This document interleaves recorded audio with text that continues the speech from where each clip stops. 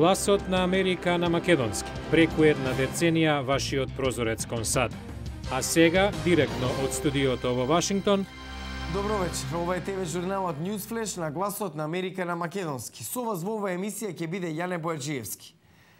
Преговори и на домашен и на надворешен план. Во Вашингтон се уште без резултат во обидот да се постигне надпартиски договор за националниот долг, а во Њујорк средба САД Северна Кореја. Прва директна во последниве 18 месеци. Со ова ги започнуваме вестите. Републиканскиот план за решавање на кризата со националниот долг денеска ќе биде ставен на гласање во Конгресот на помалку од една недела до рокот кога владата нема да биде во можност да ги испочитува финансиските обврски.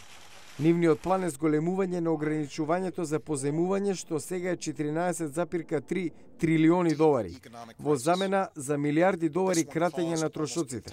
Председателот Обама се закани со вето и опозиционите демократи не се согласуваат со планот на републиканците. Рокот за постигнување надпартиски договори истекува на 2 август. Ако тоа не се стори, економистите предупредуваат на многу негативни последици за државата и незините граѓани. Финансиски аналитичари предупредија дека САД се соочуваат со намалување на кредитниот рейтинг, дури ако председателот Обама и Конгресот постигнат договор следниве денови за националниот долг. Повеќето аналитичари предвидуваат дека сепак ќе биде постигнат договор во минута до 12 за зголемување на ограничувањето на владиното позајмување, со што ќе се спречи земјата да не ги исполни финансиските обврски. Меѓународната рейтинг агенција Standard & Poor's јави дека го намалила рейтингот на Грција за уште 2 степени, ставајќи ги грчките владени обврзници во категоријата безвредни. Намалувањето на оценката за кредитоспособноста на Грција дојде поради страувањето дека Грција нема да биде во можност да го исплати својот долг. Други две агенции, Moody's и Fitch, исто така ги одбележаа обврзниците на Грција како невредни. Американски и северно-корејски преговарачи се среќаваат во Њујорк на први директни разговори по 18 месеци.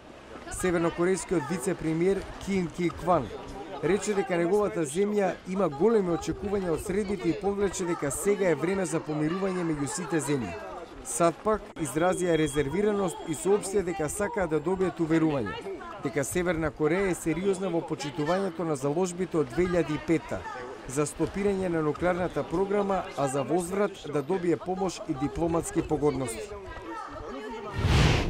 Тропската бура Ден се движи кон Тексас и се очекува да истури пореен дожд во петок навечер, иако тоа нема многу да помогне во оваа сојузна држава која е среде голема суша.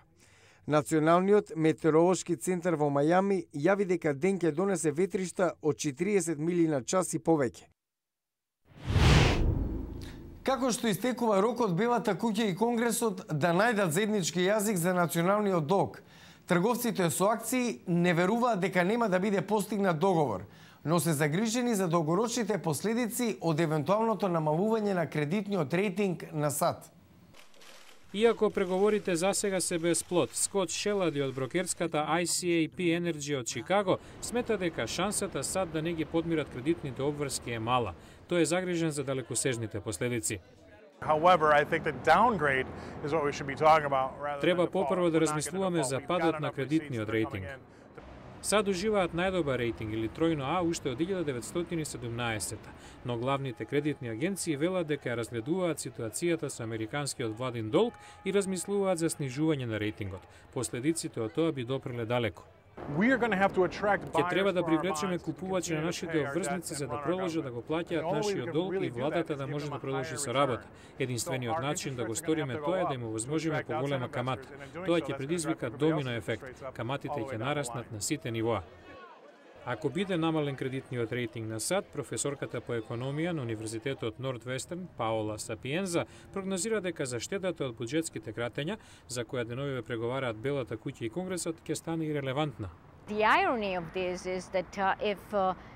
Ако нарасне каматата, ќе нараснат и трошоците за подмирување на долгот, а тоа значи поголеми буџетски кратења. 2 август е рокот властите да постигнат договор. По тој датум државната благајна не ќе има доволно пари за подмирување на сите обврски. Колку сме поблиску до рокот без договор, толку ќе биде полош, затоа што повторно ќе треба да минеме низ сето ова за 6, 8, 18 месеци, 5 години.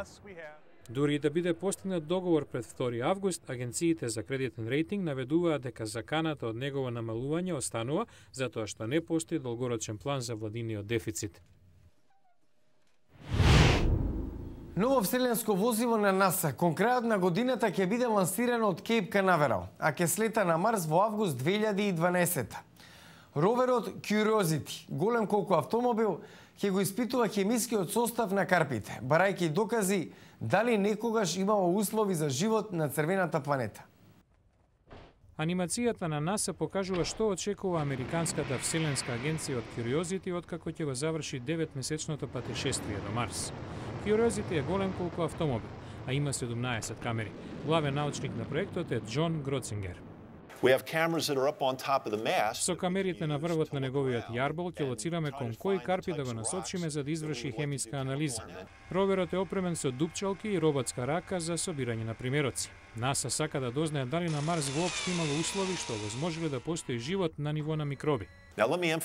Да подвлечам дека ова не е мисија на која трагаме дали има знаци на живот или пак фосили. Сепак, планината во кратерот Гейл, каде ќе оперира Curiosity, нуди многу информации за еволуцијата на планетата. Ако почнете од дното на слоевите кон врвот, како да читате роман, се надеваме дека кратерот Гейл ќе биде голем роман. Во моментов се соединуваат сите елементи на Curiosity и минуваат низ финално тестирање во Вселенскиот центар Кенеди во Флорида. Роверот ќе биде лансиран во ноември или декември. Утре во Newsflash, проимиграционите групи во САД го зголемуваат притисокот врз председателот Обама да го исполни предизборното ветување за законски реформи во оваа сфера. Гледајте утре во Newsflash. Да си остане на зборот, имиграционата реформа и изборните изгледи на Обама во 2012. За ова во утрешен Newsflash. Го гледавте Newsflash на Гласот на Америка на македонски. Јас сум Јане Бојаджиевски од студиото во Вашингтон. За најнови содржини посетете нашата веб страница glasnaamerika.com. Пријатна вечер. Се гледаме утре.